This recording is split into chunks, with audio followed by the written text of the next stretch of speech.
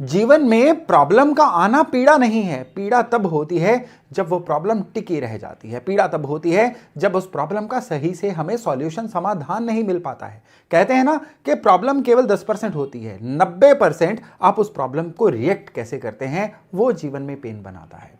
तो इन चीजों का केतु से सीधे सीधे संबंध है। तभी केतु के इस वीडियो में मैं सबसे पहले प्रॉब्लम से शुरू कर रहा हूं।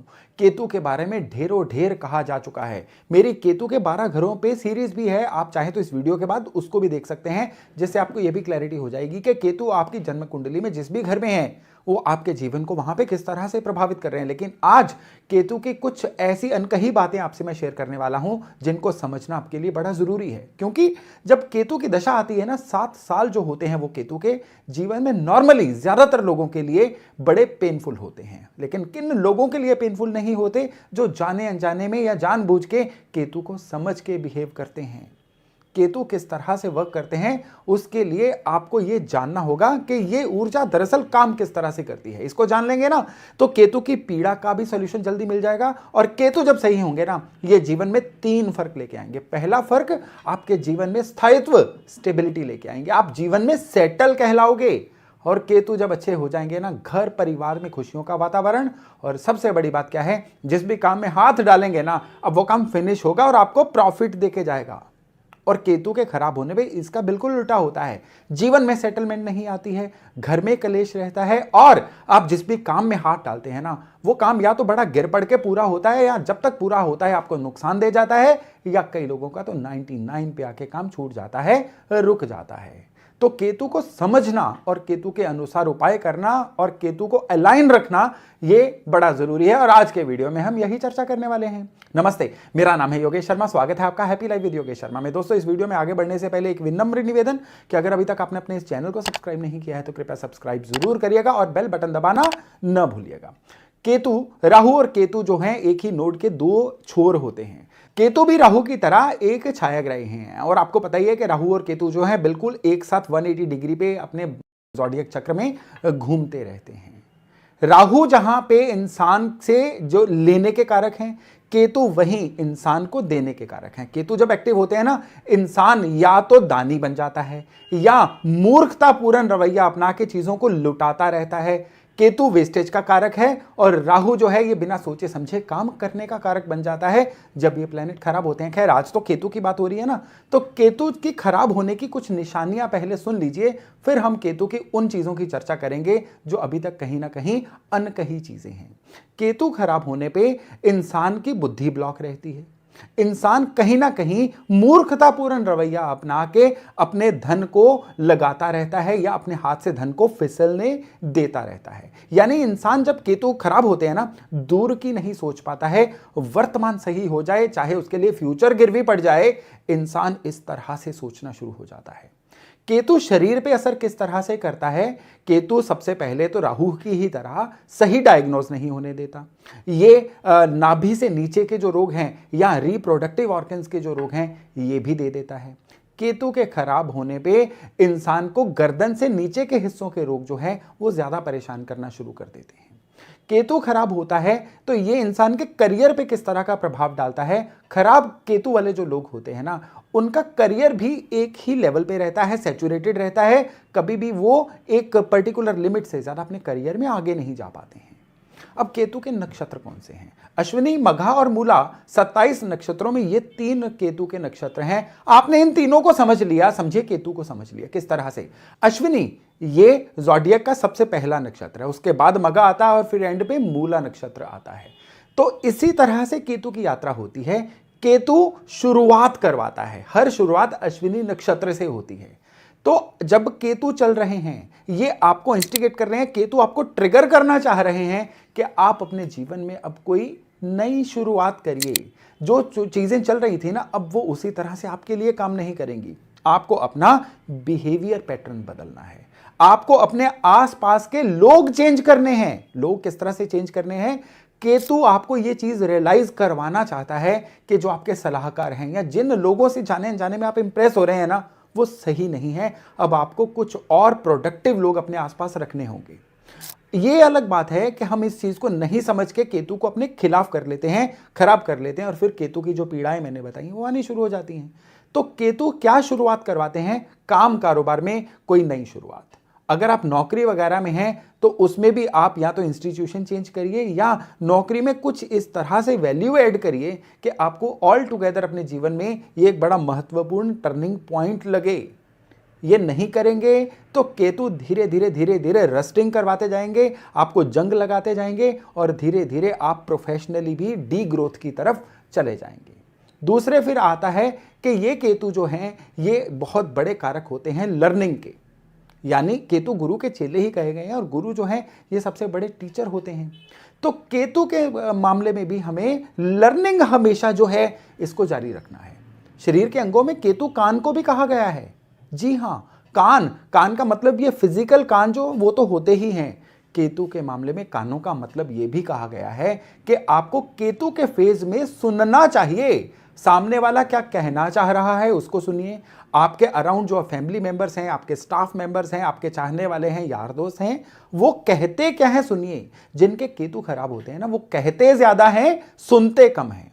कहा जाता है कि केतु के समय में कान जो है ना वो 2 की जगह पे 4 कानों के जितना सुनिए और जुबान जो है 1 की जगह पे उसका आधा बोलिए। यानी आपको डबल सुनना है और आधा बोलना है। इसका एक और मतलब है कि आपको हमेशा ऑब्जर्वर रहना है। आपके आसपास क्या घटित हो रहा है सामने वाले को बोलने दीजिए, सामने वाले के मन की बात समझिए और फिर बिहेव करिए। केतु आपके खराब होंगे ना, सुनना ही बंद कर देंगे आप। मेरी सुन लो, मेरी कह लो, मेरी मान लो, और इससे नुकसान भी आप ही का होगा, सामने वाले का नहीं होगा।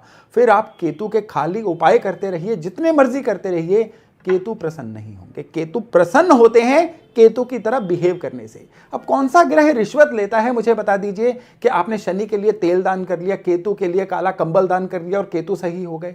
ऐसा नहीं होता है। सबसे पहले आपको उन ग्रहों की ऊर्जा के अनुसार खुद को अलाइन करना पड़ता है, फिर उन ग्रहों की डोनेशन करिए। वो जो डोनेशन है ना, अब वो अलाइनमेंट को पक्का करेगी और आपको उस ग्रह का फायदा दिलवाएगी। सबसे बड़ा जो पॉइंट मिस होता है ना वो यही होता है कि लोग क्या करते हैं, किसी प्लेनेट का दान तो करते रहेंगे लेकिन उस प्लेनेट की ऊर्जा को समझे बिना उसके अकॉर्डिंग खुद को अलाइन नहीं करेंगे।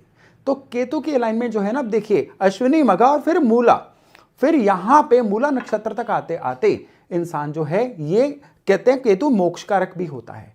तो इसका मतलब यह है कि हमने चीजों को शुरुआत की, उसको अच्छे से सबसाइड किया और फिर उसके बाद एंड पे चीजों को सही ढंग से फिनिश किया। अब मोक्ष को फिनिशिंग से भी जोड़िए।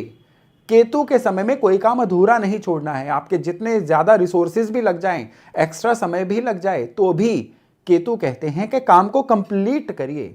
जब आप विलफुली जोर लगा के परिस्थितियों के विपरीत जाके भी किसी काम को कंप्लीट करना शुरू कर देते हैं ना, तो केतु प्रसन्न हो जाते हैं। फिर आप चाहे केतु के दान करिए, अब केतु 100 गुना ज्यादा आपको फल देना शुरू करेंगे। और जब केतु फल देते हैं ना, ये इंसान अपने जीवन में ग्रोथ बड़ी तेजी से लेता है। राहु और केतु की एक खासियत होती है ना कि जब ये फेवर करनी शुरू करते हैं ना, ये ग्रोथ की तेजी बहुत बढ़ा देते हैं। यानी कि इंसान जो है बाकियों से बहुत तेजी से आगे निकल जाता है, चाहे पीछे से वो बहुत पीछे रह चुका हो, कोई मैटर ही नहीं है। केतु ब्रांडिंग भी होते हैं, आपके गुडविल भी होते हैं। तभी केतु का सिंबल झंडा भी बोला गया है। झंडा कहां लगता है? झंडा वहां लगता है जहां पे इंसान का अपना अथॉरिटी का एरिया हो। तभी सेनाएं जो होती हैं, फोर्सेस, वो जीतने के बाद अपना झंडा लहराती है वहां पे। तो केतु आपकी अथॉरिटी को भी स्टेब्लिश करता है। तो केतु सही रखेंगे ना, आपकी अथॉरिटी स्टेब्लिश होगी, आपका ब्रांड बनेगा, आपका नाम बनेगा, आपकी गुडविल बनेगी। और जिनका नाम, ब्रांड, गुडविल बनती है ना, पैसा बाय प्रोडक्ट बन जाता है, अपने आप आता है। कहते हैं ना, पैसे के पीछे भागेंगे पैसा नहीं आएगा, एक्सीलेंस के पीछे भागिए, पैसा खुद ब खुद आएगा। ये एक्सीलेंस जो है ना, ये अंडरलाइन कर लीजिए, इसका ही दूसरा नाम केतु है। केतु का मतलब है अपने काम में पारंगत हो जाइए। किसी काम को शुरू करना, उसके प्रोसेस को सही रखना और फिर उस काम को फिनिश करना। आप केवल इसका अभ्यास कर लीजिए अगर आपकी केतु की दशा चल रही है। खराब केतु वाले ना ढंग से काम को शुरू कर पाएंगे, शुरू करते वक्त बहुत ज्यादा सलाह में पड़ जाएंगे या काम को पेंडिंग डालते रहेंगे कि कल पक्का शुरू करूंगा, अगले महीने शुरू करूंगा, मुहूर्त नहीं है, ये फलानी चीज है, ढिमकानी चीज है। तो शुरू ना करना भी खराब केतु की निशानी। काम के प्रोसेस के बीच में कोई ना कोई कॉम्प्रोमाइज कर लेना और बीच में प्लान चेंज कर देना, ये केतु की खराबी। और एंड पे काम को बिल्कुल एंड पे आके किसी ना किसी वजह से छोड़ देना, केतु को सुपर खराब कर लेना। तो चलिए, ये तो था केतु को अलाइन कैसे करना है। केतु की दशा अगर आपकी है तो उसको कैसे करना है। केतु हर घर में, मैं दोबारा कह रहा हूं, फल कैसे देता, उसके लिए मेरी केतु की सीरीज को भी जरूर रेफर करिएगा। लेकिन अभी एक विशेष चीज जो आपको अपने घर में भी केतु को सही करने के लिए करनी होगी। आपके दरवाजों के कब्जे, आपके दरवाजों के लॉक, आपके घर का फर्श, आपके टैप्स, जो टैप्स के जो पाइप के जो जोड़ होते हैं वो, और आपके शरीर में भी आपके उंगलियों के घुटनों के या बाकी जोड़ जो होते हैं वो भी, ये सारे के सारे केतु के द्वारा कंट्रोल्ड होते हैं। और इनको हमेशा स्वस्थ रखना, सही रखना, ये भी केतु को सही रखना ही होता है। यानी अगर आपके घर की टैप्स या फर्श खराब हो रहे हैं, उनको रिपेयर करवाइए, केतु सही हो जाएंगे। आपको जोड़ों की दर्द आ रही है, उसको इग्नोर मत करिए, फिजिशियन के पास जाइए, उसका इलाज करिए, ये भी केतु को सही रखना होता है। और केतु जब सही होते हैं, केतु पुत्र संतान भी कहलाते हैं। कई लोगों को ऐसा होता है ना, लग्न में केतु होता है तो पुत्र संतान आने के बाद जीवन में तरक्की शुरू होती है। कई लोगों के 5वें घर में केतु होते हैं तो वो क्या करते हैं, जब केतु के अकॉर्डिंग बिहेव करना शुरू कर देते हैं तो उनकी नेम एंड फेम बढ़ती है और बदले में उनको सक्सेस भी मिलती है। तो केतु को ये जो सारे खेल हैं ना, केतु की ऊर्जा को समझने के बाद ही उसके रिजल्ट आप ले सकते हैं। दोस्तों, ये जो जानकारी है ना, ये बड़ी अमेजिंग जानकारी है और बहुत ही हार्डली आपको किसी प्लेटफॉर्म पे ये जानकारी मिलेगी। तो मैं आशा करूंगा कि इस जानकारी को आप थोड़ा सा मंथन करेंगे, इसको रिपीट करके भी सुनेंगे और फिर इसको इवैल्यूएट करेंगे कि ये आपके जीवन में कहां कहां पे घटित हो रही है, कहां कहां पे आपने केतु के एट्रीब्यूट्स को मिस किया था और फिर आपके जीवन में वो पीड़ाएं आई थी जो मैंने केतु की पीड़ाएं आपको बताई हैं। तो अगर आपके जीवन में ऐसा कुछ हुआ है ना, तो कमेंट सेक्शन में इसको मेंशन करना मत भूलिएगा और केतु को सही करके अपने जीवन को सही करना भी मत भूलिएगा। तो चलिए, ये टॉपिक था यहीं तक। बहुत जल्द हम मिल रहे हैं नए टॉपिक, नए विषय के साथ। अब तब तक अपना खूब ध्यान रखिएगा। नमस्कार।